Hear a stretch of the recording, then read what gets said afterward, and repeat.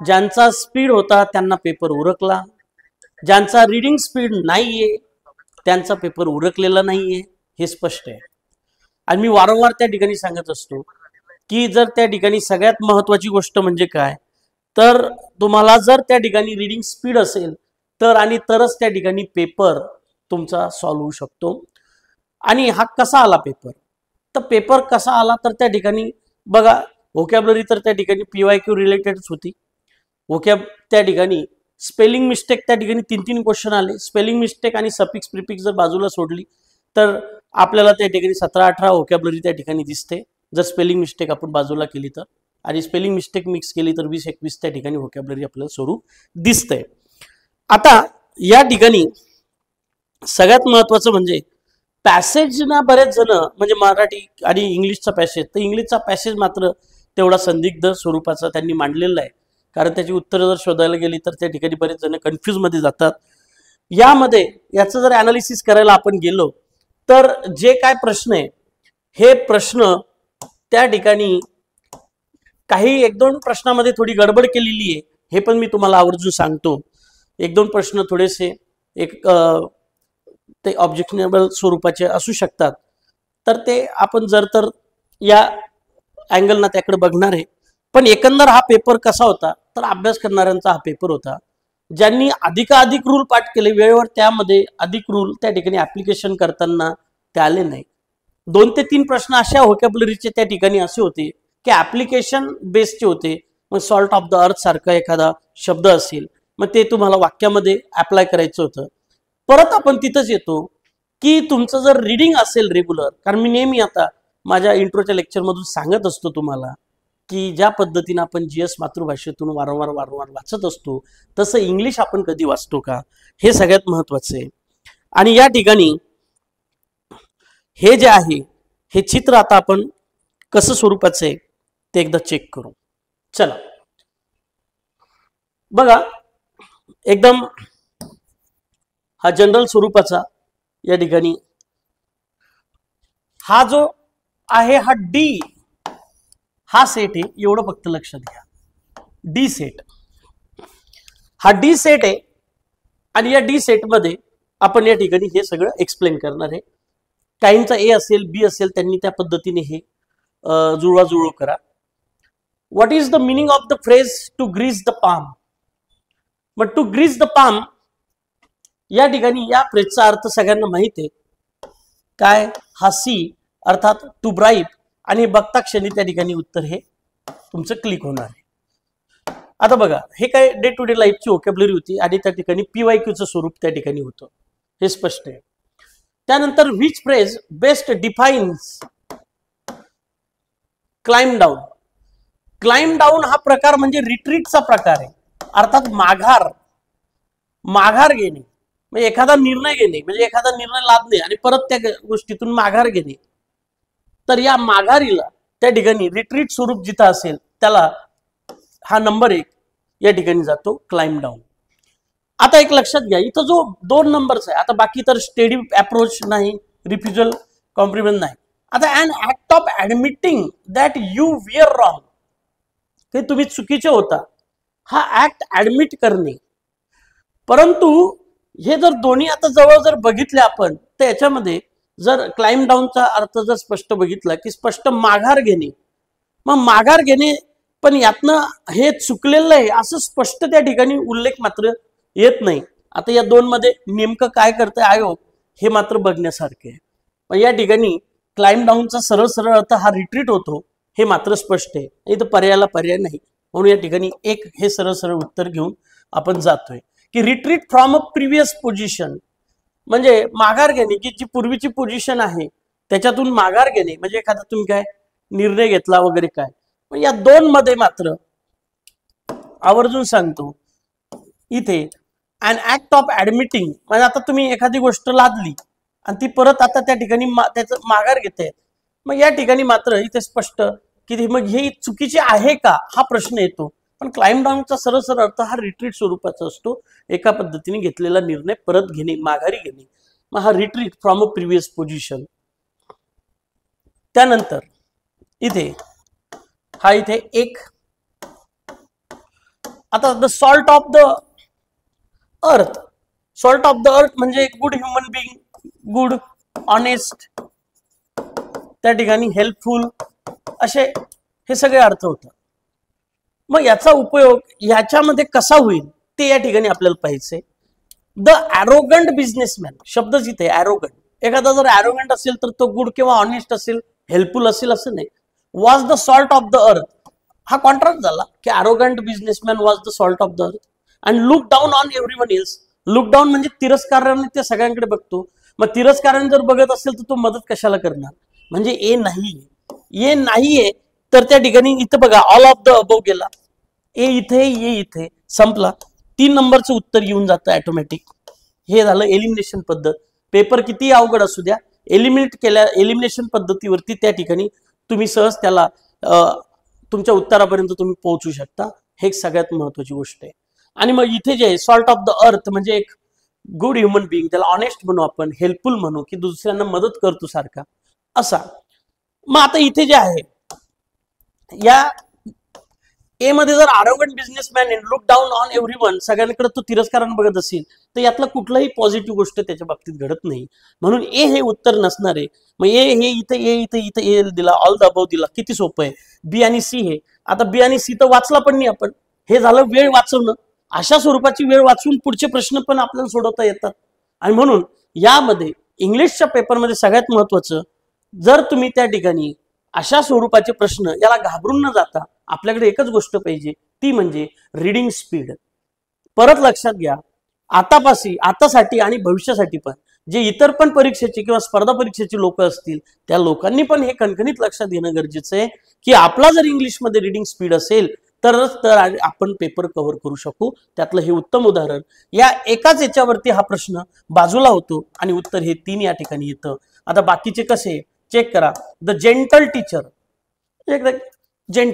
Gentleman who took extra time to help struggling students, म्हणजे जे विद्यार्थी मागे पडलेले किंवा संघर्ष करतात शिकण्यामध्ये त्यांना एक्स्ट्रा टाइम घेऊन जे मदत करतो, हेल्प आला. Was the salt of the अर्थ, बरोबर आहे, तो सॉल्ट ऑफ द अर्थ आहे, म्हणजे एकदम प्रॉपर आहे, गुड आहे, हे लक्षात घ्या, ऑनेस्ट आहे. आणि म्हणून बी हा येतो. मग बी इथे आहे, स्पष्ट आहे. त्यानंतर the fire fighter who risk his life save others, दुसऱ्यांना वाचवण्यासाठी, मदत करण्यासाठी, was the salt of the अर्थ, हाही पॉझिटिव्ह अँगल आहे. आणि म्हणून बी आणि सी येतो. आणि द कॉन आर्टिस्ट म्हणजे जो डिसिव्ह, फसून वगैरे अशी इकडून तिकडून पैसे जमा करतो, was the salt of the अर्थ होईल का, नाही. And everyone trusted him with their मनी, काही संबंध नाही, हा कॉन्ट्रास्ट आहे पूर्ण. आणि म्हणून बी आणि सी हे त्याचं स्पष्ट उत्तर आहे. मूडचा प्रश्न मात्र थोडासा वेगळ्या पद्धतीने इथे तुम्हाला जाणवेल, पण कॉन्सेप्ट तीच आहे.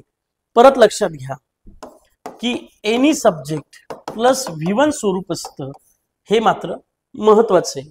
मग आता इथे गडबड केलेली आहे, परंतु ते उत्तरच नाहीये, त्याच्यामुळे गडबड केले तर त्या उत्तर नसल्यामुळे ते काही विषय नाही. Is he really making things difficult, इथं क्वेश्चन मार्क पाहिजे होता, आयवान हा क्वेश्चन मार्क देणं अपेक्षित होता. तुम्हाला इथं विचारलं which of the following sentences indicate the subjective mood, subjective mood विचारलेला आहे, पण इथं क्वेश्चन मार्क दिलेला नाही, फुल स्टॉप आहे. मुळात त्या ठिकाणी ए हा चुकीचा आहे, ये इथे आहे, म्हणजे त्या ठिकाणी आता CD आणि BC म्हणजे सी हा 100% त्या ठिकाणी सब्जेक्टिव्ह मूड आहे. आता बी आणि डी मध्ये फक्त ठरवायचं आहे, तर त्या ठिकाणी काय, आता डी कोण आहे, रन टू द शॉप. अरे पण हे तर कशापासून सुरू झालं या ठिकाणी, वर पासून, म्हणजे हा इम्परेटिव्ह आहे, म्हणजे हा डी नाही. मग डी कुठे या ठिकाणी, हा डी इथे, हा गेला, म्हणजे बी आणि सी हा उत्तर कसं काढलं ते एलिमिनेट करून काढलं.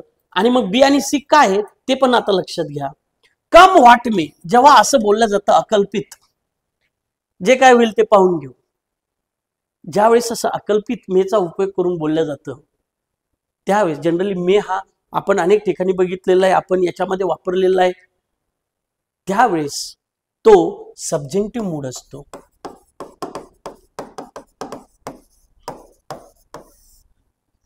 आणि म्हणून हा बी सब्जेक्टिव्ह मूड आहे. त्यानंतर it is necessary, it is imperative, it is suggested, याने वाक्याची सुरुवात झालेले घटक सुद्धा त्या ठिकाणी मॅक्झिमम आतापर्यंत तरी सब्जेक्टिव्ह मूड मध्ये विचारले. मग हे कुठं, it is necessary for every member to inform, हा बेस फॉर्म याच्या शेजारी जोडला. हा जरी इन्फिनिटिव्ह असेल तर इथं इन्फॉर्म सुद्धा चालला असता, एव्हरी मेंबर इन्फॉर्म असं सुद्धा आयोगाकडून चाललं असतं, पण तरी हा बेस फॉर्म इथं वापरलेला आहे. म्हणून याच्यासोबत जो बेस फॉर्म इथं वापरलेला आहे, it is necessary for every member inform himself for this rules. आणि याच्यामध्ये असं जे स्वरूप आतापर्यंत आपण बघितलं की it is necessary, it is imperative, हे जे आहे इट इज सजेस्टेड आणि पुढं ही गो देअर म्हणजे सब्जेक्टिव्ह वन हे बेस फॉर्म, तर तो सब्जेक्टिव्ह मूड असतो. म्हणून याच्यानुसार हे नंबर 2चं उत्तर या ठिकाणी स्पष्ट येतं. त्यानंतर इकडे व्हॉट काइंड ऑफ प्रोनाउन इच, एकदम general.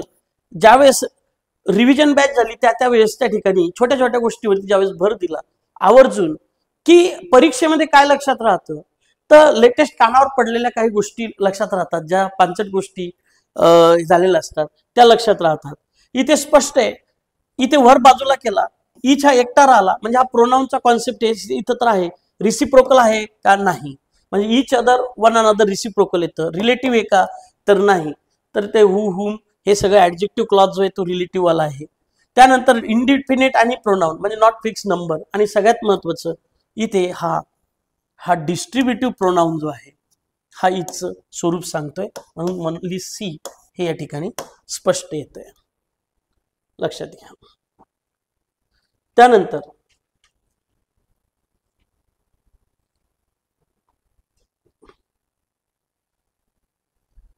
Choose the synonym of the underline word.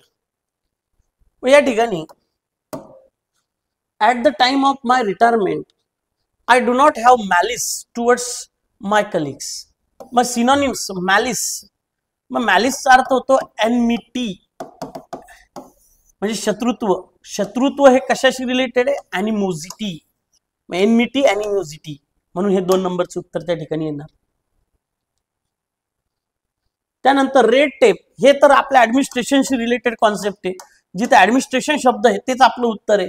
थोडक्यात फाईल गुंतून राहणे, over use of rules formalities मध्ये गुंतणे म्हणजे सी हा कुठे, तर या ठिकाणी हे उत्तर आहे.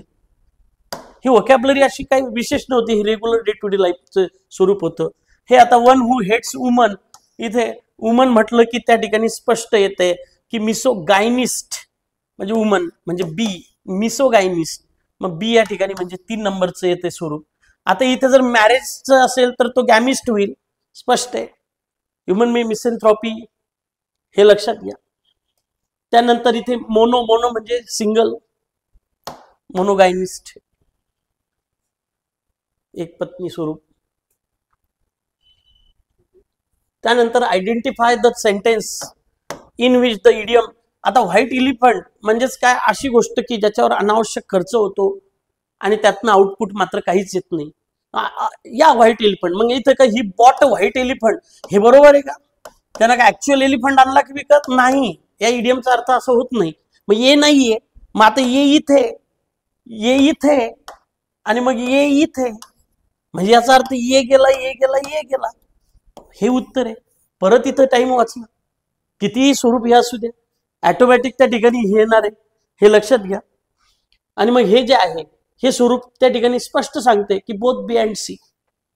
मग हे बघा, government plan to build a new dam, नवीन धरण बांधायचं आहे, हॅज बीन क्रिटिसाइज, पण त्याच्यावरती त्या ठिकाणी क्रिटिसाइज केले गेलेले ऍज अ व्हाईट एलिफंट, पण हे डॅम मात्र व्हाईट एलिफंट आहे, त्याचा उपयोग काही होणार नाही असं स्वरूप.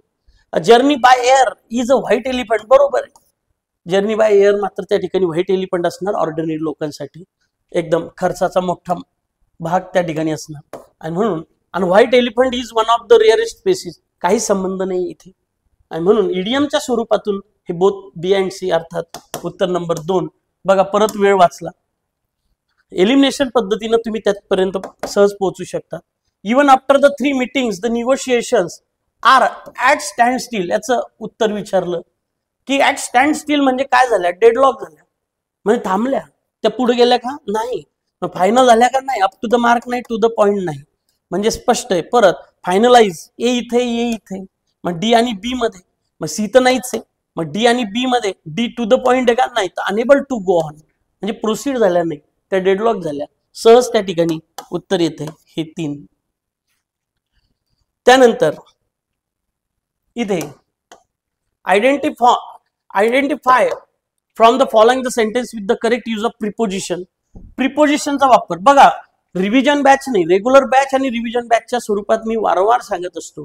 मी प्रिपोजिशनच्या वेळेस एक 75 वाक्याची एक सीट देत असतो आणि या 75 वाक्याच्या सीटमध्ये मी रिव्हिजन बॅचला सुद्धा सांगितलेलं आहे की त्या ठिकाणी यातलं काही काही त्या ठिकाणी येत असतं आणि बरोबर 75 ती नोट्स त्या ठिकाणी बऱ्याच जणांकडे असेल.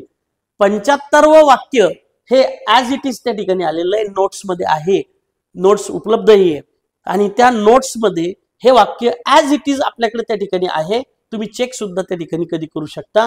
आणि इथे स्पष्ट आहे, he insisted upon living immediately, he insisted on living immediately. तर काय हे इतकं जाण्यापेक्षा इथे स्पष्ट सांगू, असे काही व्हर्ब ज्यासोबत आयएनजी फॉर्म येतो, पण आयएनजी फॉर्म येतो पण कोणतं प्रिपोजिशन तर त्याच्यानुसार. तर इन्सिस्टला हा ऑन जोडला जातो, जसं कीपला ऑन जोडला जातो, इन्सिस्टला ऑन जोडला जातो, हे लक्षात घ्या. प्रोहिबिट आला तर त्याला फ्रॉम जोडला जातो, रिस्ट्रेन आला, अब्स्टेन आला ते रिफ्रेन आला तर यांना फ्रॉम जोडला जातो. मग हे जे आहे इन्सिस्टेड ऑन हे करेक्ट आहे, टू फॉर अपॉन नाही, सी. आणि म्हणून मी या ठिकाणी नंबर 3 हे इथे सहज उत्तर असणार आहे. पहिल्याच लेक्चरमध्ये, आता काल एक इंट्रो लेक्चर त्या ठिकाणी रयतलं त्या ठिकाणी झालंय. जनरली कालच्या एका लेक्चरला नंतरच्या शेवटच्या अर्ध्या तासाच्या याला आजच्या याच्यात 4 प्रश्न आहे. हे परत लक्षात घ्या की टेन्स कसं आयडेंटिफाय करायचं, पॅसिव्हचं वाक्य कसं सोडवायचं, याच्यावरती ते 3 ते 4 प्रश्न या ठिकाणी आहे. टेन्सचे 2 प्रश्न आहे आणि व्हाईसचे त्या ठिकाणी 2 प्रश्न. मग आता इथे चेक करा की पास्ट परफेक्ट कंटिन्युअस टेन्स. मला सांगा कंटिन्युअस म्हणजे काय? कुठलाही फॉर्म्युला पाठ करायचं नाही. तुम्ही इंग्लिश फॉर्म्युलाना कधीच त्या ठिकाणी परिपूर्णतेकडे जाऊ शकत नाही. जेवढे फॉर्म्युले पाठ केले तेवढे गोंधळात जाणार, पण जेवढा कॉन्सेप्ट क्लिअर केलेला असेल त्या कॉन्सेप्टनं मात्र अचूक उत्तर येणार विदाउट वेस्टिंग टाइम. आणि म्हणून कंटिन्युअस म्हणता क्षणी काय येतं रे? आयएनजी. मग मला सांगा पहिल्या याच्यात आयएनजी का? नाही, गेला. दुसऱ्या याच्यात आयएनजी आहे, तिसऱ्या याच्यात आहे का? नाही, चौथ्या याच्यात आयएनजी आहे. म्हणजे 2 आणि 4 मध्ये आहे, पण आपल्याला काय विचारला? पास्ट परफेक्ट विचारला.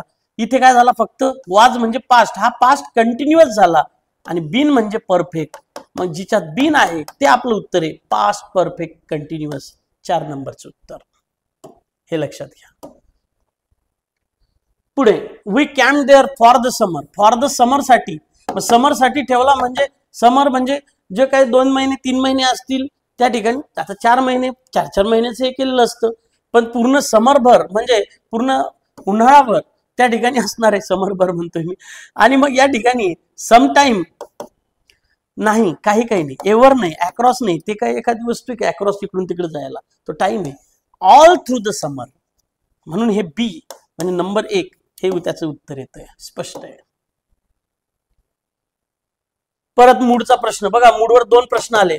मी प्रत्येक वेळेस लेक्चर मध्ये सांगत असतो, मूड हा असा टॉपिक आहे की मागचे कितीही प्रश्नपत्रिका काढा, मागच्या 30-40 प्रश्नपत्रिका काढा, प्रत्येक पेपरला मूडचा प्रश्न त्या ठिकाणी कुठे कुठे तुम्हाला दिसलेला आहे.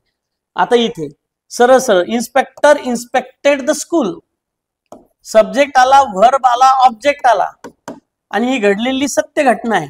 आणि म्हणून ही सत्य घटना आहे म्हणून सब्जेक्टिव्ह नाही, इम्परेटिव्ह नाही, कारण त्या ठिकाणी व्हर्बने सुरुवात नाही, कंजक्टिव्हचा काही संबंध नाही, म्हणून हा इंडिकेटिव्ह. आणि म्हणून हे सी म्हणजे नंबर 2 हे त्या ठिकाणी त्याचं उत्तर येते, हे स्पष्ट आहे. त्यानंतर पंक्च्युएशन तर इतकं सोपं होतं. त्याला पंक्च्युएशन बघा, ज्या पण टेस्ट सिरीज त्या ठिकाणी असेल, ज्या ठिकाणी 21 दिवसाची 21 टेस्ट स्वरूप असेल, त्याच्यानंतरच्या 4-5 टेस्ट सिरीज घेतलेले आहे. त्यानंतर रयतच्या टेस्टला त्या ठिकाणी आपण टेस्ट काढलेले आहे. तर पंक्च्युएशनचा प्रश्न कायम त्या ठिकाणी एक प्रश्न फिक्स आहे. तो मॉडेल स्वरूप आपल्या सहज लक्षात येतं की पंक्च्युएशन करताना प्ले वेल असं म्हटलं, क्वेश्चन मार्क येईल का? नाही. एक्सक्लेमेटरी येईल का? नाही. मग 2 तर गेले.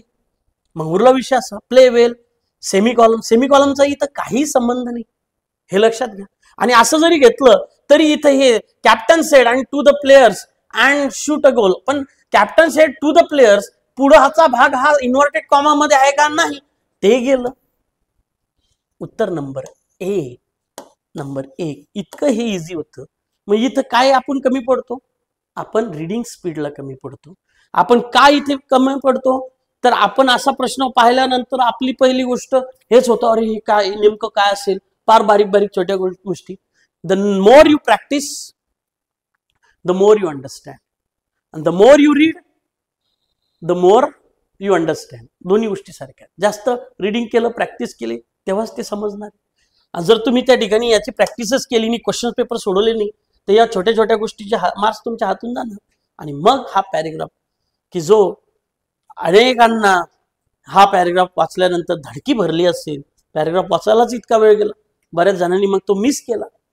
आता ह्या पॅरेग्राफचे त्या ठिकाणी आन्सर सगळ्यात शेवटी पहिले मी घेतो, पहिले त्या ठिकाणी उरकून आणि मग सगळ्यात शेवटी पॅरेग्राफकडे येतो. हे लक्षात घ्या, म्हणजे तेवढा वेळ तिकडे देता येईल. I wish my brother had been here. आता हा 71 पॅरेग्राफचे 70 पर्यंत क्वेश्चन्स आहे.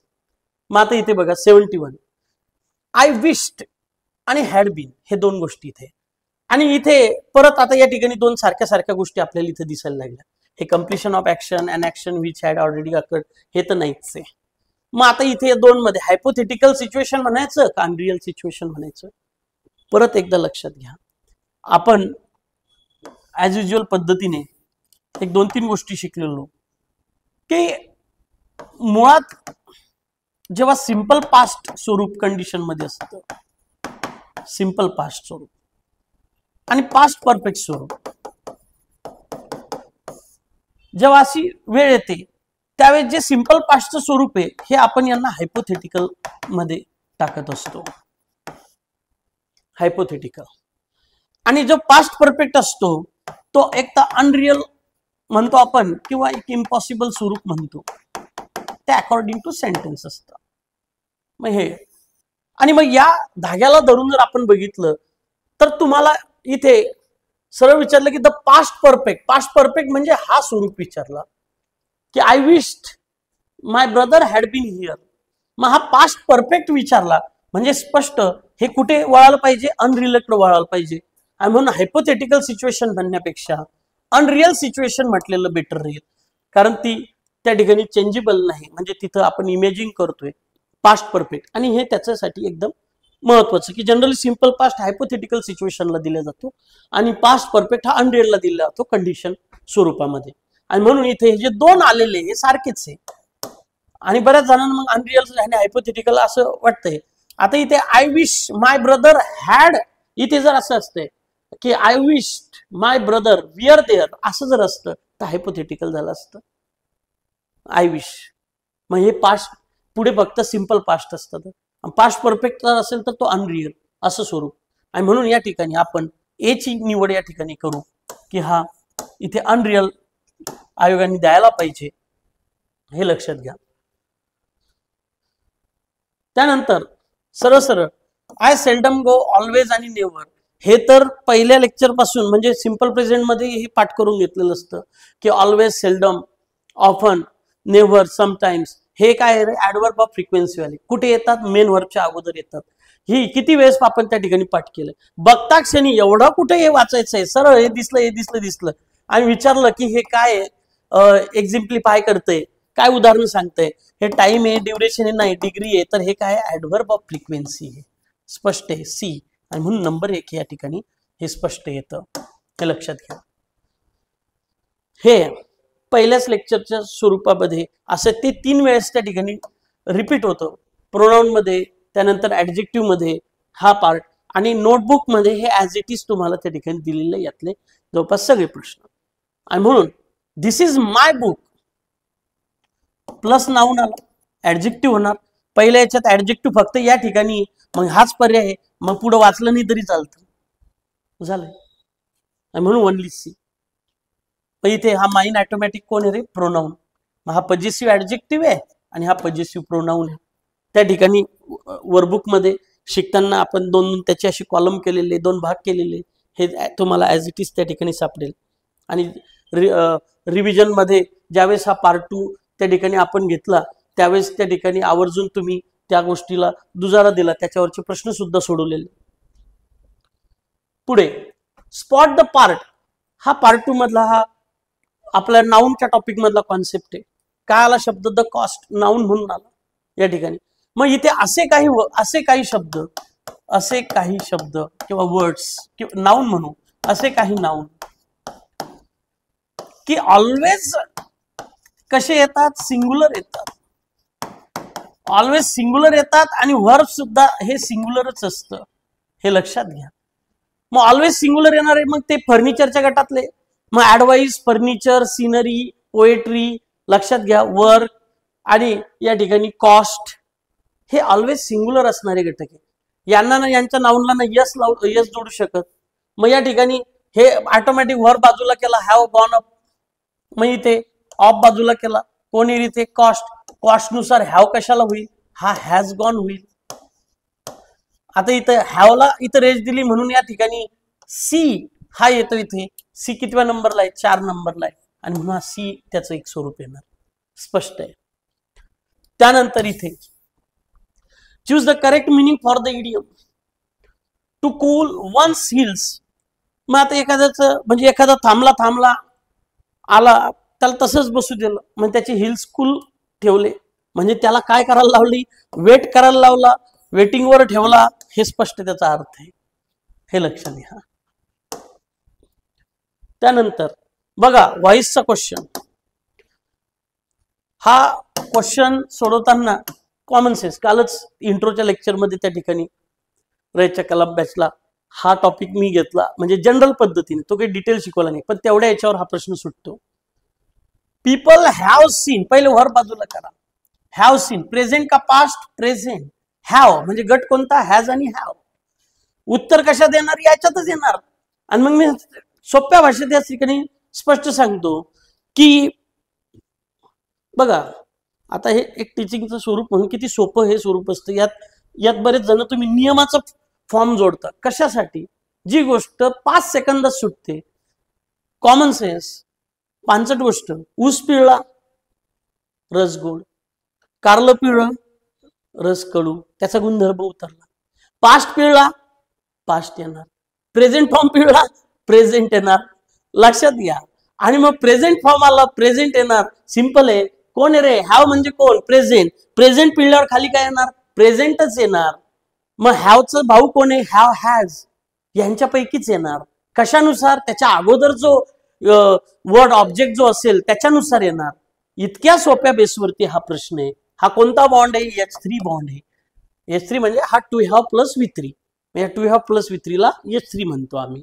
आणि म्हणून मग जर मी इकडे आलो, हॅव म्हणजे कोण? प्रेझेंट. कोण दिला रे? विअर. किती सोपं आहे. कुठला फॉर्म्युला? कशासाठी? तुम्ही जेवढे रूल्स पाठ केले तेवढे गोंधळात जाणार. विअर म्हणजे कोण? प्रेझेंट का पास्ट? पास्ट. हे उत्तर आमचं नसणार आहे. खाली आलो, इथं कोण दिसतंय? विअर. विअर प्रेझेंट का पास्ट? पास्ट. हे उत्तर असणार आहे का? नाही, कारण तो कोण आहे? प्रेझेंट. प्रेझेंट पिळल्यावर खाली काय येणार? प्रेझेंट. मग विअर कोण आहे? पास्ट. उरले हॅज आणि हॅव. त्याच्या अगोदर कोण आहे? उल्स. मग हा उल्स हा सिंग्युलर आहे का प्ल्युरल आहे? प्ल्युरल. मग प्ल्युरल नुसार हॅज का हॅव? हॅव. आणि म्हणून मग हॅज हे नाही. उत्तर नंबर 3. कुठलाच प्रश्न वाचला नाही, फक्त सोप्या याच्यानुसार त्याला पिळलं आणि उत्तर काढलं. त्याच्यातला रस हा न्यूट्रिशन भरपूर असेल त्यामध्ये.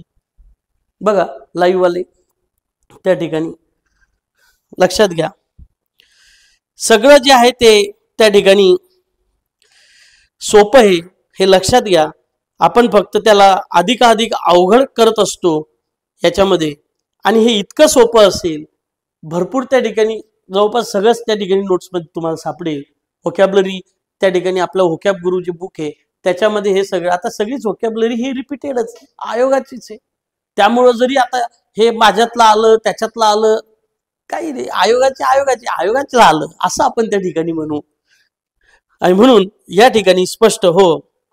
Thank you the nature. टेलिग्रामला आहे, टेलिग्रामला पण परत त्या ठिकाणी टाकून देता येईल जे काय नोट्स आहे त्या. पण सगळं सोपं आहे हे लक्षात घ्या, अवघड काहीच नाहीये. आणि परत एकदा इथे चेक करू की उबिक्युशस. आता हे वाक्य दिलेलं आहे आणि तुम्हाला डायरेक्ट सांगितलं. आता काही लोकांची ज्यांची प्रॅक्टिस आहे सरळ सॉरी हा प्रश्न पहिले बघू. काय म्हटलंय? कंपाऊंड. अरे कंपाऊंड किती सोपं आहे. काय म्हणतंय? कंपाऊंड. काय कंपाऊंड? काय नाही, फॅन बॉईज झालं. फॅन बॉईज, हा फॅन बॉईज लक्षात घ्या, हा नोट्स मध्ये फॅन बॉईज. एफ म्हणजे फॉर, ए म्हणजे and as well as, N म्हणजे नॉर, बी म्हणजे बट, ओ म्हणजे ऑर, वाय म्हणजे इट, एस म्हणजे सो आणि स्टील झालं. मग या फॅनबॉयच्या अलीकडचं वाक्य आणि हे पलीकडचं वाक्य असं स्वरूप दिलेलं असेल तर तो कोण? कंपाऊंड. कोणता नियम पाठ करता याला याच्यासाठी? मग आपलं काम एकच आहे, फॅनबॉय शोधणे. आहे का? पहिल्या याच्यात तर नाही गेला, दुसऱ्या याच्यात सो आहे, हाच आहे आपला. मग हेच उत्तर आहे 2 नंबर. आल्दो हा सबऑर्डिनेटर झाला, दुसऱ्या याच्यात तर काहीच नाही. आणि म्हणून उत्तर नंबर 2. मी वारंवार सांगत असतो की कॉम्प्लेक्स कंपाऊंड वरती 1-2 प्रश्न येतात म्हणजे येतातच, हे लक्षात घ्या. आणि क्लॉजच्या स्वरूपावर 1-2 येतात, तर ते क्लॉजच्या स्वरूपात एक प्रश्न त्या ठिकाणी आलेला आहे फ्रीजचा, ते आपण चेक करणार आहे. आता युबिक्युटस, मग युबिक्युटस हा जो शब्द आहे हा रिपीट झालेला आहे. Ubiquitous, the ubiquitous nature of social media has permitted even the most remote corners of the globe. And what does the ubiquitous mean? आता असं आहे, तर युबिक्युटस नेचर ऑफ सोशल मीडिया म्हणजे सगळीकडेच, म्हणजे बिईंग प्रेझेंट एव्हरीवेअर, सगळीकडेच हजर असणे किंवा सगळीकडेच दिसतोय, हॅज परमिटेड, सगळीकडे परमिट केलेला आहे, even the most remote corners of the globe. आणि म्हणून मग याचं उत्तर नंबर 3 हे स्पष्ट येतं. पुढे, which of the following words is an example of पॉलिसेमी?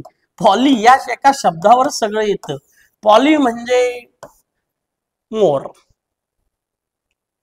More meanings, polysemy, semi meanings, more meanings. मग आता एक शब्द आहे, त्याचे जर जास्त अर्थ निघत असेल त्याला पॉलिसेमी म्हणायचं. पॉलिगॅमी, अलग लक्षात.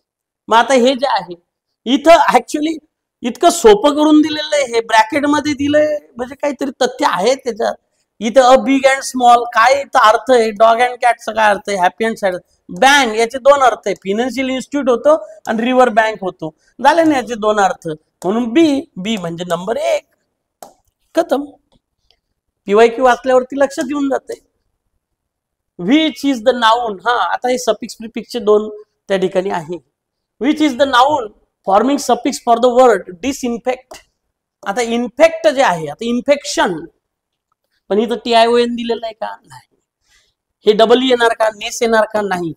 इन्फेक्टमेंट नाही, मग इन्फेक्टंट, मग डिसइन्फेक्टंट हे नाउन आहे, हे लक्षात घ्या. रॅडियंट नाउन आहे. आणि म्हणून मग इथे डी, म्हणून हा नंबर 2. यासाठी रिडिंग असलं की ऑटोमॅटिक शब्द समजून जातात. The decision has baffled the cast and crew of the film. लक्षात घ्या, डिसिजन. मग आता डिसिजन हॅज बॅफल्ड, बॅफल्ड म्हणजे कन्फ्युज, हे लक्षात घ्या. आणि तुम्हाला विचारला काय? अपोजिट. मग कन्फ्युजच्या अपोजिट काय? हे एनलाइटन, एकदम अलग लक्षात, जे एकदम स्पष्ट आहे. आता इथे क्लिअर्ड हा एक शब्द तुम्हाला इथे दिसतोय, क्लिअर्ड, अलग लक्षात. आता या ठिकाणी बघू काय, कारण हा आता क्वेश्चन मार्क मध्ये, परंतु बॅफल्ड याच्या अपोजिट जो आहे अत्यंत गोंधळलेला, आणि एनलाइटनचा अर्थ डायरेक्ट एकदम सुस्पष्ट त्या ठिकाणी असलेला, असं त्या ठिकाणी प्रामुख्याने हा शब्द. आता इथं क्लिअर्ड, आता क्लिअरचा अर्थ इथे कोणत्या? क्लिअर्ड म्हणजे काय? स्पष्ट, असं पण त्याचा पण अर्थ इथं जुळतो. आता इथं काय निर्णय घेतं आयोग? हे आयोगावरती आपण डिपेंड आहे, पण आपण 4 नंबर सोबत चालले जाऊ. एनलाइटन, हे लक्षात घ्या. पुढे, choose the correct WH question. हे किती सोपं आहे, हा बेसिक वरचा प्रश्न आहे. There was a mobile on the table, so I picked up it and said. आणि विचारलं, मोबाईल होता टेबलवरती, मी उचलला आणि मी विचारलं. आता काय विचारणार? कोण मोबाईल आहे, केव्हा मोबाईल आहे, कोणाला मोबाईल आहे, का कोणाचा मोबाईल आहे? कोणाचा मोबाईल आहे. प्लस नाउन जे येतं ते हुज येतं, आणि म्हणून उत्तर नंबर 1 हे स्पष्ट येतं. हा बेसिक वरचेच त्या ठिकाणी 4-5 प्रश्न सहज आपल्याला दिसतात. त्यानंतर इथे हा प्रश्न मात्र त्या ठिकाणी आता आयोगाच्या मनावरती की ते उत्तर नेमकं काय काढणार. पण याच्यातला बारीक जर डिफरन्स काढला तर तो बारीक डिफरन्स काढल्यानंतर उत्तर क्लिअर होईल की आपण ज्यावेळेस क्लॉज शिकत असतो त्यावेळेस हे कॉन्ट्रास्ट आणि कन्सेशन असे दोन्ही शब्द त्याला जनरली आयोगाच्या याच्यात बऱ्याच ठिकाणी वापरलेले आपल्याला पाहायला भेटतात. पण या दोघांचा अर्थ जरी विरोधाभास असा होत असेल तरी त्याच्यामध्ये दोन गोष्टी आहे की या कोहेसिव्ह डिव्हाइसेस मध्ये कॉन्ट्रास्ट म्हटलं की जो सेकंड पार्ट त्या ठिकाणी अपोजिशन मध्ये दाखवतो की जो जनरली बट, हाऊएव्हर याने जोडलेला असतो, हा सेकंड पार्ट म्हणजे कॉन्ट्रास्ट. आणि जो एक्नॉलेजमेंट म्हणजे फर्स्ट पार्टचा स्पष्ट त्याने निगेटिव्ह स्वरूप हे दिलेलं असतं, जरी असं असलं तर हे होणार, म्हणजे आल्दो इव्हन दो हे स्वरूप हे कन्सेशन मध्ये त्या ठिकाणी मांडलेलं असतं.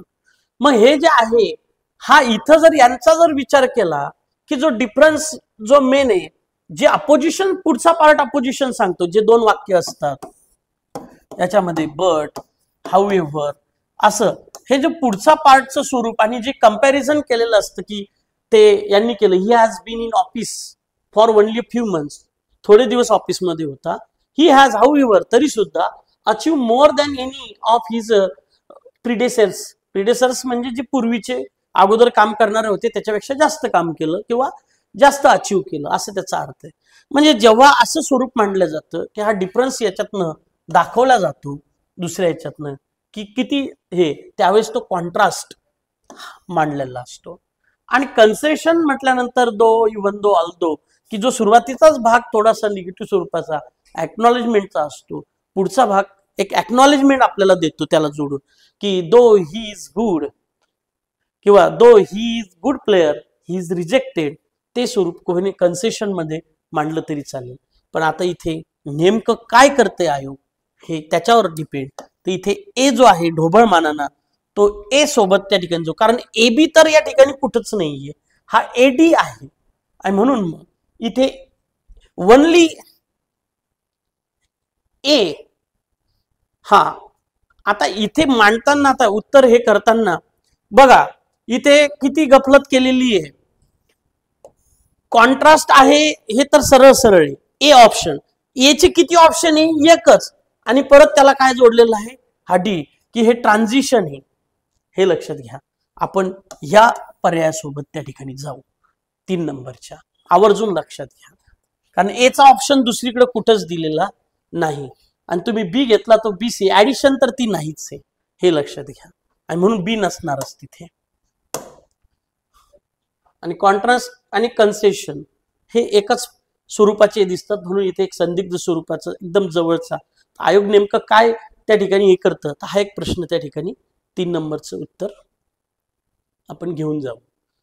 पुढे where do you want to go now, indirect नॅरेशनचा आवर्जून एक प्रश्न असतो आणि या ठिकाणी कॉमन सेन्सचा भाग, सगळे उत्तर हे 2-2 याच्यात दिलेले आणि या ठिकाणी स्पष्ट आहे काय विचारला, व्हेअर न विचारला, सेड टू मी, आणि मग असं विचारल्यानंतर व्हेअरनच त्याची लिंकिंग वर्ड असेल, पहिल्या याच्यात व्हेअर नाहीये, ए गेला, ए इथे लक्षात घ्या, आणि 4 मध्ये कारण ऑल द अबोव आहे ना तो, मग ए नाही म्हणजे 4 गेला, 1 गेला, एक लक्षात घ्या.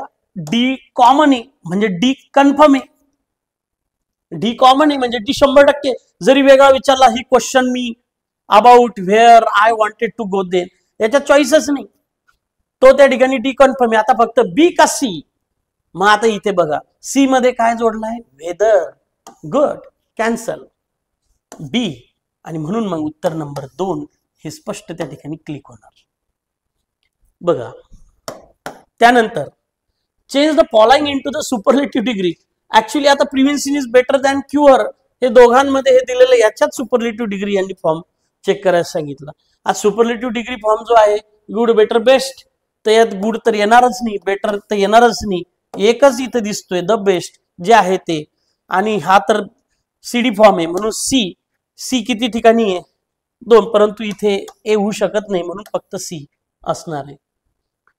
पुढे बघा परत त्या ठिकाणी सफिक्सचा क्वेश्चन या ठिकाणी आलेला आहे.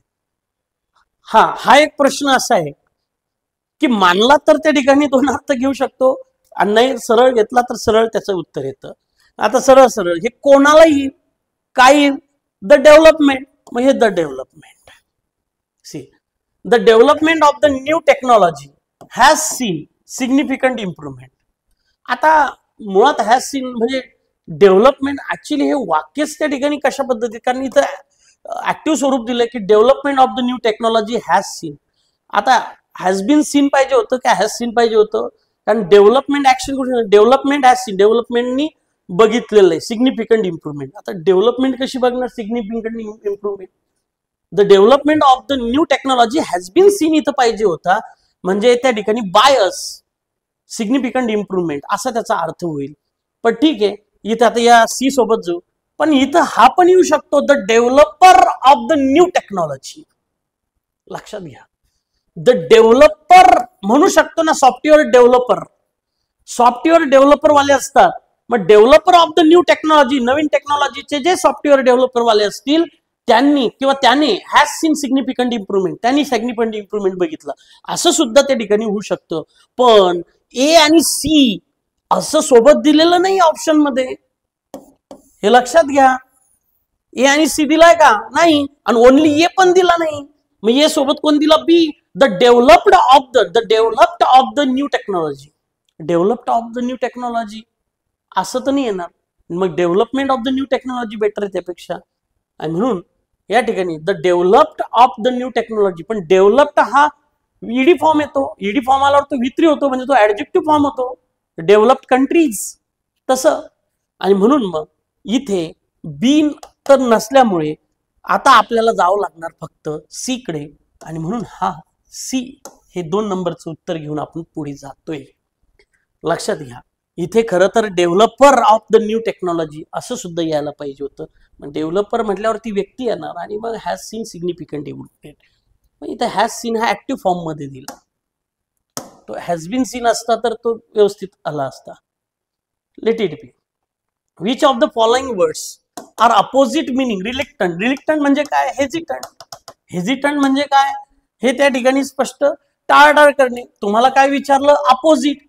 मग हे जे आहे ॲव्हर्स, हेजिटंट हे सगळे एकच आहे. आणि मग हॅवर्स आणि हेजिटंट म्हणजेच डिसलाईक. हॅवर्स म्हणजे आवडत नाही, ज्याला आपण म्हणतो डिसलाईक. मग हेजिटंट. मग एन्थुजियास्टिक म्हणजे हा काहीतरी त्यात इंटरेस्ट आहे, अलग लक्षात. आणि म्हणून मग हेजिटंटच्या अपोजिट इंटरेस्ट असलेला, मग एन्थुजियास्टिक सी. आणि त्या आता 2-2 दिले म्हणून किन, किन म्हणजे इंटरेस्ट वालाच, म्हणजे सी आणि डी. आणि म्हणून मग हे त्या ठिकाणी सी आणि डी हे स्पष्ट त्या ठिकाणी उत्तर येते, हे सांगते. आता इथे BIT बीट, BEET बीट, बेट असं येणारच नाही. सरळ सरळ बीट हरवलं या अँगलनी, इथे हा ए हा बीट स्वरूप येणार नंबर 1, आणि 2 तर त्या ठिकाणी हे नाही. त्यानंतर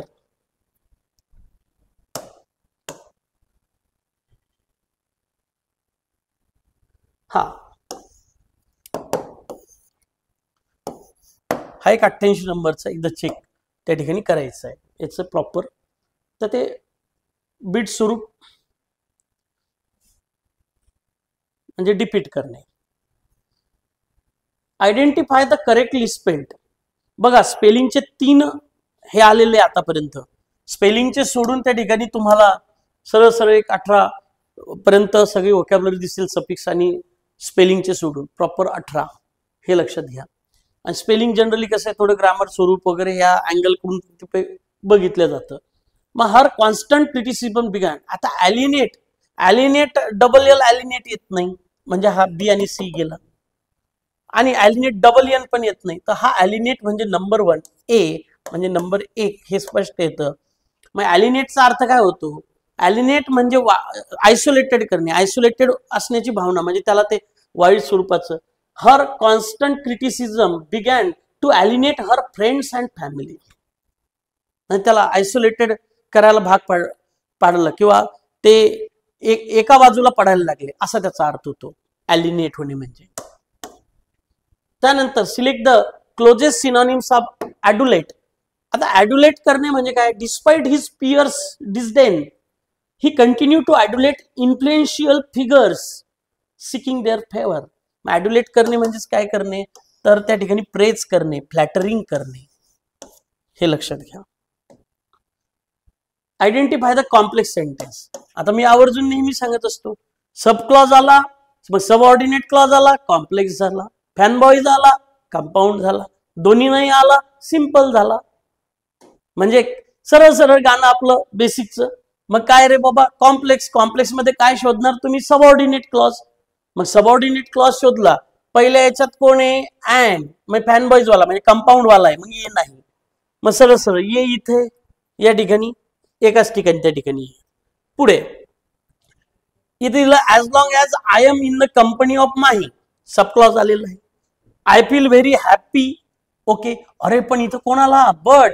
म्हणजे फॅनबॉईज वाला आला ना, फॅनबॉईज आला, कोऑर्डिनेटर आला. कोऑर्डिनेटर आला आणि परत I became sad when she is away from. म्हणजे दोन सब क्लॉज हे कशाने जोडले? फॅनबॉईज ना, म्हणजे कोऑर्डिनेटर ना. म्हणजे हा पहिली गोष्ट, याच्यानंतरही वर्ब आला, इकडे पण आला, म्हणजे हा कंपाऊंड आहे. आणि कंपाऊंड सोबत हा कॉम्प्लेक्स आहे, म्हणजे हा कंपाऊंड कॉम्प्लेक्स आहे, असा मिश्रित आहे. तुम्हाला फक्त कॉम्प्लेक्स विचारला, कंपाऊंड नाही, कंपाऊंड कॉम्प्लेक्स नाही. आणि म्हणून हा बी पण त्या ठिकाणी कट झाला. आणि मग या ठिकाणी स्पष्ट आहे, हा बी कट झाला. मग आता त्या ठिकाणी एकतर डी किंवा सी या दोघांपैकी चेक करा. A bird in the hand is worth two in the bush. यात कुठेच सबक्लॉज नाही, सी गेला. मग उरला कोणता? D. I believed that she had married the person whom she had loved. आणि याच्यात सबक्लॉज दिसतो, कुठे फॅनबॉईजनं जोडलेलं नाही, म्हणून उत्तर त्या ठिकाणी स्पष्ट येणार. 3 नंबर, ओनली डी. लक्षात घ्या. फॉर्म्युले जेवढे पाठ केले ते फॉर्म्युले वेळेवर काहीच आठवणार नाही. परत परत मी सांगतो, कॉन्सेप्ट शिका, मार्क्स घ्या. जेवढी कॉन्सेप्टवर प्रॅक्टिस केली तेवढी मार्क्स त्या ठिकाणी गेन होणार. वेळेवरती, वेळ किती हुशार कोण? मी वारंवार सांगतोय, वेळेच्या आत काम करणारा हुशार. आणि या अँगल मधून ऑब्विसली तुम्ही नोट्स वर्कबुक मध्ये जरी गेला बघितलं, हे सगळं तुम्हाला त्या ठिकाणी ऍज इट इज आहे. हा प्रश्नाला त्या ठिकाणी संदिग्ध स्वरूप आहे. हा भविष्यात कॅन्सल झाला तर नवल नसावं. 92, 92 डी मधला. The boy who stole the watch. स्पष्ट सांगतोय ना की या ठिकाणी आता इथे द बॉय हु हे स्पष्ट सांगतोय. हा रिलेटिव्ह क्लॉज पण येतोय. आता पेपर काढणाऱ्याने जर इथं थोडी गडबड केली की याचं स्वरूप हे असं वॉज घेऊन मग हे, पण इथं द बॉय वॉज कॉट, पण बॉय बद्दलच बोलतोय म्हणून हा रिलेटिव्ह येतोय. रिलेटिव्ह आणि ऍडजेक्टिव्ह, अरे हे दोन्ही एकच आहे ना, वेगवेगळे थोडी आहे. आणि मग ए आणि बी ऑप्शनच नाहीये. एकतर ए आहे नाहीतर एकतर बी आहे.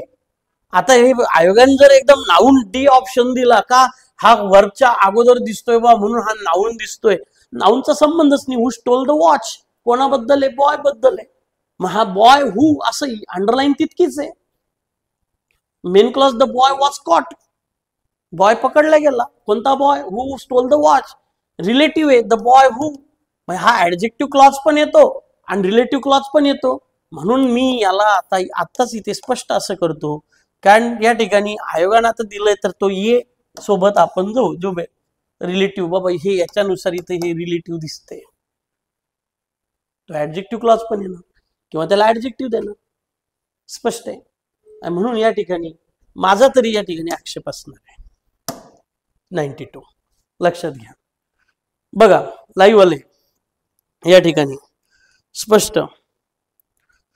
हो, नोट्स टेलिग्रामला त्या ठिकाणी आपण टाकू, काय काय नाही. फक्त त्या ठिकाणी नीट स्वरूप कसं आहे हे चेक करा. खरंच सांगतोय खूप सोपं आहे. आपण उगाच ते या पेपरला घाबरण्याचं हे करतोय. आणि बऱ्याच वेळेस काय होतंय, लाईव्ह सुद्धा, ऑनलाईन सुद्धा, युट्यूबला सुद्धा इंग्लिशची अशी भीती दाखवली जाते रे. अरे इंग्लिश लय अवघड, इंग्लिश लय अवघड, लय अभ्यास कर. इंग्लिश अवघड वगैरे काही नाहीये. इंग्लिश हे खरं तर या ठिकाणी आपल्या मातृभाषेसारखंच प्रॉपर जर केलं तर ते तेवढं सोपं आहे. एक वेळ अशी येते की पटापट इंग्लिशचे उत्तरं निघून जातील. मराठीचा थोडा विचार करावा लागणार, कारण त्याचं शास्त्रीय स्वरूपात, व्याकरण स्वरूपात जर अधिक घुसलं खोल तर ते अधिक हे होऊ शकतं. इंग्लिश खरंच सोपं आहे, कारण 5व्या वर्गापासून आतापर्यंत अगदी रिसेंट पर्यंत आपल्या डोक्यावर मारा काय होतो, इंग्लिश अवघड आहे अभ्यास कर. आपल्या डोक्यात ते फिट बसतो, और इंग्लिश खरंच अवघड आहे. फ्रँकली सांगतो नाहीये, त्याला फक्त त्या अँगलनी आपल्याला तिथपर्यंत पोहोचायचंय. बघा आता हे तुम्हाला आपलं पॅराजंबल टाईप हे दिलेलं आहे, पण याचं लॉजिक इतकं सोपं आहे ना की हे स्पष्ट सांगते. मला सांगा, the plays of the world Shakespeare असं होईल का? वर्ल्ड शेक्सपियर काही संबंध नाही. All over the plays, all over the plays होतच नाही, कारण ऑल ओव्हर द वर्ल्ड होईल, हे स्पष्ट आहे. मग हे गेलं, the plays of Shakespeare all over the world are read. हा, आता या ठिकाणी ऑल ओव्हर द वर्ल्ड ही प्लेस आहे, मग ती जर घेतली तर ती कुठे घ्यावी? त्या ठिकाणी वरच्या त्या ठिकाणी नंतर घ्यावं. मग the plays of Shakespeare are read all over the world, हे जरा सगळ्यात संयुक्तिक वाटतं. आणि ते जर the plays of Shakespeare all over the world are read, आता हे कसं आहे, ज्याने प्रश्न काढला, आता असंही वाक्य जर ते वाचलं तर अर्थाच्या दृष्टीनं तेही बरोबर येते मिनिंग की the plays of Shakespeare all over the world are read असंही त्या ठिकाणी. परंतु आपण या ठिकाणी सी जे आहे, सी या ठिकाणी हे स्पष्ट याच्यासोबत चालल्या जाऊ, कारण हे प्रॉपर आहे की व्हर्ब नंतर त्या ठिकाणी प्लेस पुट केलं इकडे, the plays of Shakespeare are read all over the world, general statement आहे. पुढे, you may do it when you please. आता हा प्रश्न एक मात्र त्या ठिकाणी उत्तर देण्यावरती ते हे करणार. तुम्हाला इथं विचारलं काय की the complex sentence above is converted into simple sentence by replacing the underline clause. हा क्लॉज आपल्याला रिप्लेस करायचा आहे by a phrase in the sentence above as follows. आता एक सिंपल आहे, यातलं एलिमिनेट होणारं सरळ सरळ की C you may do it as you, subject plus verb दिला ॲज इट इज, सी गेला, सी इथे संपला विषय सीचा. आता you may do it with your pleasure, हे विथ युअर प्लेजर हे या ठिकाणी टाइम दिलेला आहे. व्हेन हा टाइम दिलेला आहे तर टाइम नुसारच त्या ठिकाणी फ्रेज येणार, म्हणून हा विथ येणार नाही, म्हणून हा डी या ठिकाणी गेलाय. आता ए आणि त्या ठिकाणी बी मध्ये थोडस आतापर्यंत जेवढे काही प्रश्न आपण बघितले, व्हेन ही एंटर्स तर ऍट हिज एंट्री असं आयोगाचे याच्या अगोदरचे हे केलेले आहे. आता या ठिकाणी you may do it at your pleasure, at your pleasure म्हणजे व्हेन यू प्लीज हा जो कॉन्सेप्ट आहे, म्हणजे जनरली व्हेनचं रिप्लेसमेंट हे ऍटचं असतं, ऍट द टाइम ऑफचं असतं, हे लक्षात घ्या. आणि इथे जे दिलेलं आहे you may do it as per your pleasure, म्हणजे तुझ्या आनंदानुसार यू मे डू इट, तू हे करू शकतो किंवा तू जेव्हा आनंदी असेल त्याच्यानुसार हे करू शकतो. मग आता या दोघांमध्ये मात्र त्या ठिकाणी संदिग्ध स्वरूप की आयोग नेमकं काय उचलते हे 94 स्वरूप त्या ठिकाणी असणार. तर आतापर्यंत जे जे काय व्हेनचे वाक्य त्या ठिकाणी आलेले ते ऍटचं त्या ठिकाणी आन्सर्स आपल्याला भेटलेले की you may do it at your pleasure, तसं ॲज पर युअर प्लेजर या दोघांमध्ये आपण सध्या या ठिकाणी ए सोबत चालल्या जाऊ आणि बघू की नेमकं काय देत आहे, तर ए देत आहे का बी देत आहे ते चेक करू. You may do it at your pleasure म्हणजे व्हेन यू प्लीज.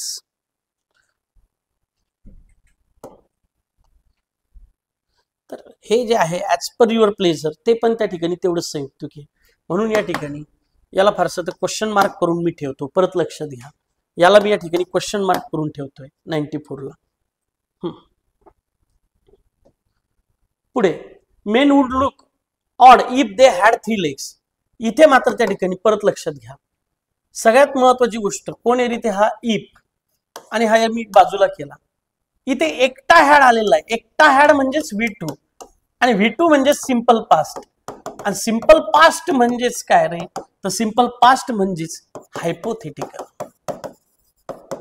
हे लक्षात घ्या. म्हणून इम्पॉसिबल तर येणार नाही. इम्पॉसिबल हा पास्ट परफेक्टला हॅड प्लस V3 जर असतं तर ते इम्पॉसिबल असतं. मग सिंपल पास्ट हे हायपोथेटिकल आणि हॅड 3 पास्ट परफेक्ट हे त्या ठिकाणी सरळ सरळ इम्पॉसिबल असतं, म्हणून इम्पॉसिबल आणि फुलफिल पास्ट नाही, म्हणून याला सी सोबत या ठिकाणी आपण जाऊ, नंबर सी अर्थात 2 नंबर. त्यानंतर the patient has turn the corner, हे काय अनेक वेळेस परीक्षेला आलेलं आहे की पास्ट क्रिटिकल सिच्युएशन हे बघताच क्षणी तुमचं टिक झालेलं असेल. बघा हा या ठिकाणी कॉमन सेन्सचा स्पेलचा तिसरा प्रश्न आहे, दुसरा प्रश्न आहे आणि खाली परत तिसरा आहे. मग आता इथे बघा कमिटमेंट डबल टी तर येणार नाही, कॉमन सेन्स.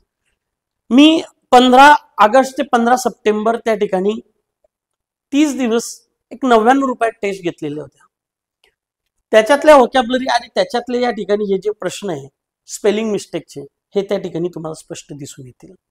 त्या टेस्ट मधले मॅक्झिमम प्रश्न तुम्हाला सापडतील. 30 दिवस 30 पेपर फक्त 99 रुपयात त्यावेळेस त्या ठिकाणी घेतल्या होत्या. ज्या लोकांनी ते बघितलं आणि 21 दिवसाची टेस्ट सिरीज त्या ठिकाणी म्हणजे टॉपिक वाईज आणि शेवटी 5 पेपर त्या ठिकाणी घेतलेले ते सुद्धा त्या ठिकाणी तुम्हाला या ठिकाणी मॅच झालेले दिसतील. मॅक्झिमम पेपर तिथे आहे हे लक्षात घ्या. इथे हे 2 गेले, चौथा हा SAR मध्ये गेला सुपरवायझरच्या, हा करेक्ट आहे. मग उत्तर 1 स्पष्ट आहे.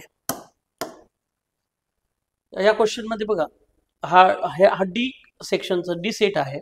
या डी सेट मध्ये हा 98 नंबरचा प्रश्न आहे. याच्यामध्ये होमोनिम्स आणि होमोग्राफ्स यामध्ये नेमकं काय फरक आहे हे पहिले लक्षात घ्या. मग हा डिफरन्स जो आहे हा डिफरन्स त्या ठिकाणी आपण चेक करतोय की होमोनिम्स होमोग्राफ्स यातला डिफरन्स काय. सगळ्यात पहिले होमोनिम्स म्हणजे काय तर सगळ्यात महत्वाची गोष्ट सेम या ठिकाणी सेम स्पेलिंग असतं आणि प्रोनाउन्सिएशन पण सेम असतं.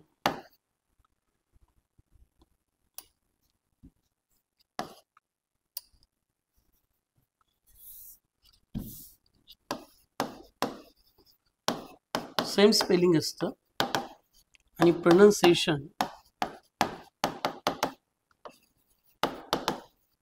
हे सुद्धा सेम असतं, हे लक्षात घ्या. स्पेलिंग सेम आहे, प्रोनाउन्सिएशन सेम आहे, पण जो मिनिंग आहे मिनिंग मात्र या ठिकाणी डिफरंट असतो. मिनिंग पूर्णपणे डिफरंट असतो. आता याच्यामध्ये स्पष्ट आहे होमोग्राफ्स मध्ये काय असतं तर होमोग्राफ्स मध्ये सगळ्यात महत्वाचं जे स्पेलिंग आहे हे स्पेलिंग सेम असतं. स्पेलिंग सेम असतं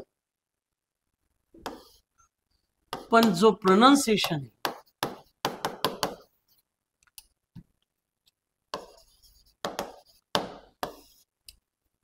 हा प्रोनाउन्सिएशन मात्र डिफरंट असतो.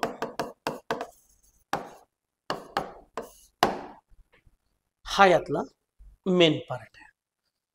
स्पेलिंग सेम असतं, प्रोनाउन्सिएशन डिफरंट असतो.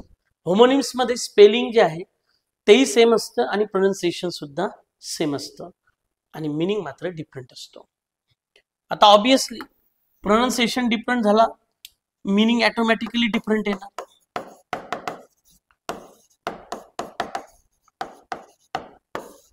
मग आता इथे कसं, आता याचं उदाहरण घ्या बॅट आणि बॅट. आता बॅट हा मॅमल्स होतो वटवाघूळ आणि हा जो बॅट आहे या ठिकाणी आपण ज्याला क्रिकेट खेळण्याचं इक्विपमेंट जे साहित्य म्हणतो आपण क्रिकेट बॅट, चेंडू फळी ही क्रिकेट बॅट म्हणजे स्पष्ट आहे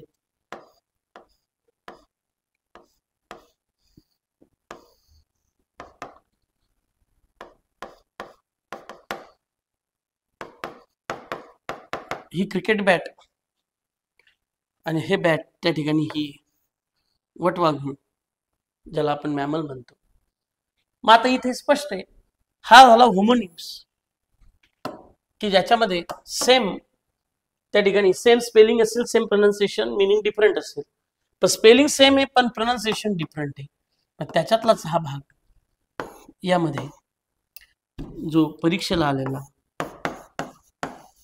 की लेड हा शब्द लेड आणि म्हणजे मेटल, आणि दुसरा डॉक्स लीड. हा डॉक्स लीड आहे,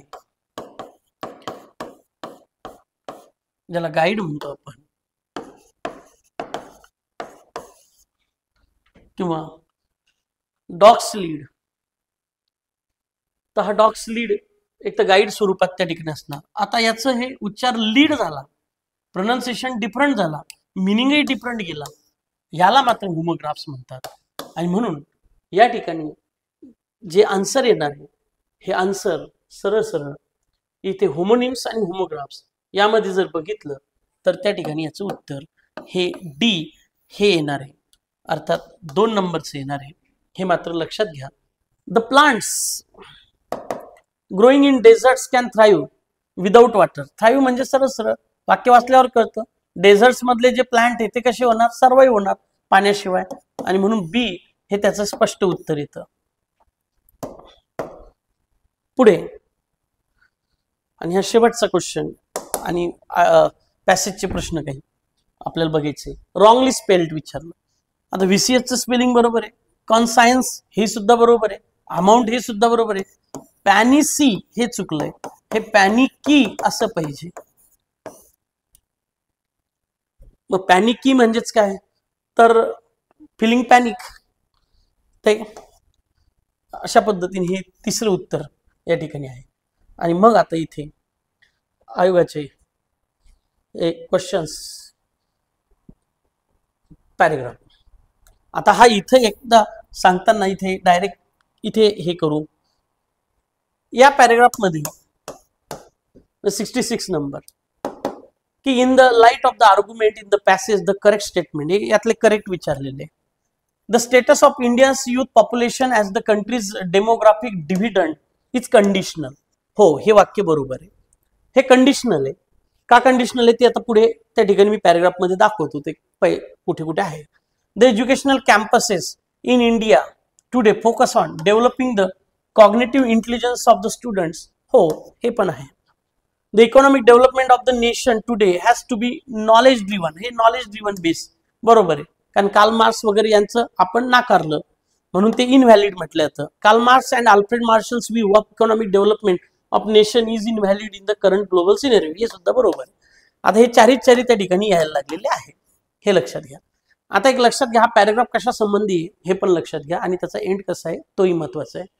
तर तुमच्या माहितीसाठी या ठिकाणी जी युथ पॉप्युलेशन आहे याच्यासाठी आता कसे पहिल्या पॅरेग्राफ मध्ये काय दिलं, दुसऱ्या याच्यात कसं आहे काय आहे हे इकडे आल्यानंतर तुम्हाला कळेल.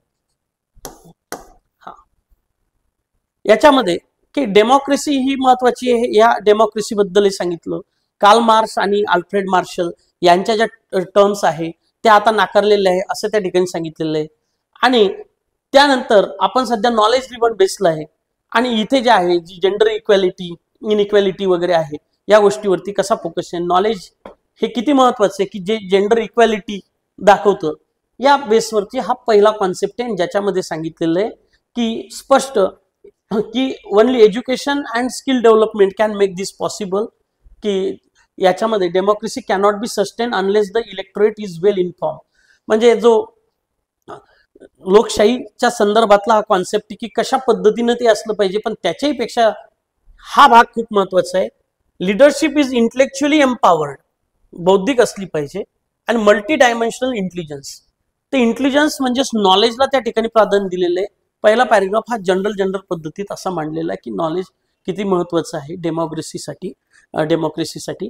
आणि इथे नॉलेज हे काय करतं तर जनरल न्यूट्रल कसं असतं, हा जनरल कॉन्सेप्ट मांडलेला की ज्याच्यामध्ये कार्ल मार्क्स आणि अल्फ्रेड मार्शलचे स्वरूप आता आपण नाकारलेलं आहे. आता ते कुठे कुठे वाक्य ते पण त्या ठिकाणी बघू. त्यानंतर युथ रिक्वायर मेंटल फॅकल्टी, मग हे सगळं युथ वरती आलं.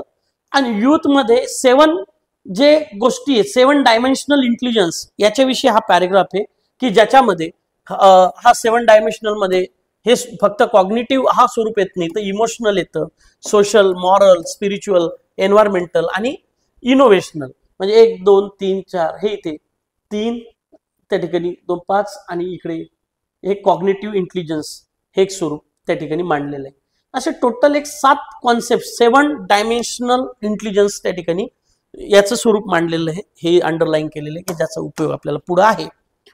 हा पॅरेग्राफ लिटरली त्या ठिकाणी तुम्हाला वाचताना थोडंसं नाकी नऊ आले असतील आणि बऱ्याच जणांनी तो लिहू पण केला असेल.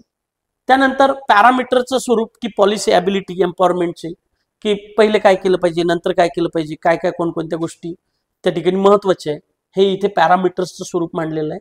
आणि शेवटी हे सगळं झाल्यानंतर की ह्या सगळ्या गोष्टी घडायला पाहिजे असं एक तिथं मांडलेलं आहे, हे स्ट्रक्चर त्या ठिकाणी असायला पाहिजे. पण या सगळ्या गोष्टी या एका वाक्याने सगळा भाव खाऊन जातो. India however lacks today a properly structure policy for the development of its youth, हे एक वाक्य भाव खाऊन जातं. आणि ॲज अ रिझल्ट याचा परिणाम many young people are led astray by drugs and crime, हे एक वाक्य भाव खाऊन जातं सगळ्यात शेवटचं. बाकी तर त्यात नॉलेज तत्वज्ञान भरपूर दिलेलं आहे की काय करायचं आणि काय नाही. आता इकडे एक एक वाक्य, हे तर पहिला प्रश्न की the status of Indians youth population of the country demographic dividend is conditional. कुठे हे पहिल्याच याच्यात त्या ठिकाणी स्पष्ट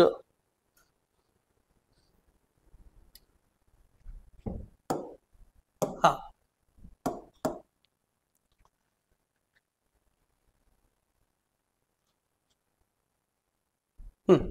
इथे चेक करा की कंडिशनल स्वरूप कसं आहे. The youth require mental faculty endowed with multi dimensional intelligence, it is not adequate, हा शब्द टू फोस्टर कॉग्निटिव्ह इंटेलिजन्स, याच्यामध्ये कॅम्पसेस टुडे, हा concept educational, India's educational campuses today but to also develop the other dimensions of intelligence, हे but also. आणि मग याच्यामध्ये हे सांगितलं is development potential dividend but only if, हा शब्द ओनली इफ म्हणजे कंडिशन, only if equipped and enable with this 7 dimensional intelligence. जर हे 7 डायमेन्शनल इंटेलिजन्स वापरलं तर ह्या वरील गोष्टी काय असतील त्या घडेल. हे कंडिशनल स्वरूपाचं मांडलेलं आहे. हे पहिलं वाक्य की countries demographic dividend is conditional, तो त्याचं स्वरूप ते हे आहे, हे लक्षात घ्या. डेमोग्राफिक पोटेन्शियल डिव्हिडंड ओनली म्हणजे कंडिशनल स्वरूप. त्यानंतर याच्यामध्ये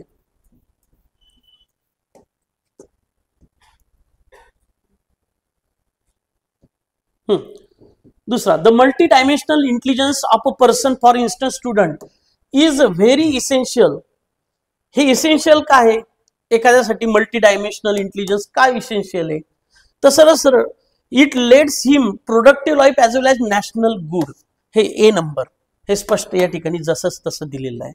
हे कसं स्वरूप आहे चेक करा, हे इथे या ठिकाणी these 7 dimensions constitute the ability of person to live a productive life and for the national good. these म्हणजे वरतील ज्या काय सगळ्या असतील ते स्वरूप, आणि म्हणून मल्टी डायमेन्शनल इंटेलिजन्स म्हणजे ते स्वरूप of person for instance student is very essential because it lets him to productive life as well as nation good, म्हणून ए स्वरूप त्या ठिकाणी आहे. त्यानंतर मेनी यंग पीपल इंडिया सकम, म्हणजे त्या ठिकाणी सकमचा अर्थ to drugs and criminal activities, सकमचा अर्थ काय झाले, शरण गेलेले म्हणजे त्याच्या अधीन झालेले. सकम म्हणजे इथं अधीन ड्रग्सच्या आणि क्रिमिनल ऍक्टिव्हिटीजच्या. काय कारण आहे, तर आता तसं जर वाचायला गेलं इथे स्पष्ट तर एक एक जर गोष्ट इथं घेतली, पहिली गोष्ट दे निग्लेक्ट कार्ल मार्क्स ना, इथं कार्ल मार्क्सचा यांचा काही संबंध नाही, हे वाक्य सगळ्यात शेवटचं आहे.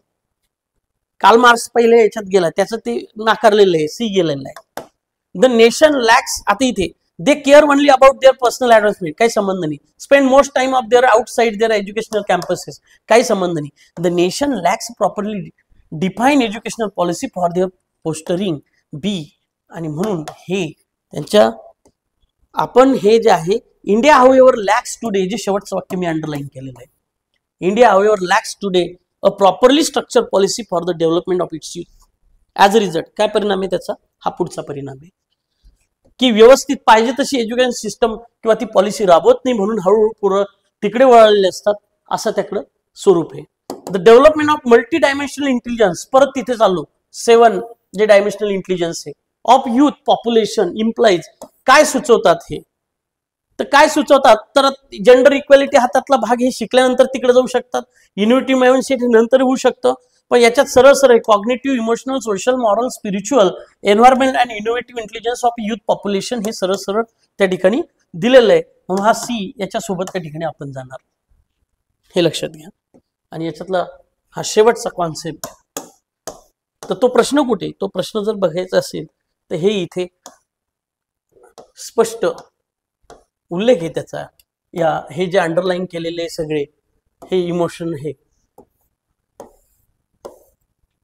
हे सगळे is being done India's education campuses today but also develop the other dimension intelligence. मग हे सगळे त्या ठिकाणी हे जे दिलेलं आहे हे सगळे structure there for national education policy for the youth, म्हणजे तेच युथ पॉप्युलेशनसाठी, म्हणजे हे कॉन्सेप्ट. आणि हा जो आहे इकडचा 70, the major portion of the passage has been devoted to the discussion about the. आता या major portion of the passage has been devoted, कशाला डिव्होट केलं. आता इकडे जर विचार केला एका गोष्टी, survival of democracy in India, मुळात जो एंड झाला हा थोडासा युथ कॉन्सेप्ट वरती एंड झाला, हे लक्षात घ्या. ऍज अ रिझल्ट म्हणजे वरील सगळ्या गोष्टी.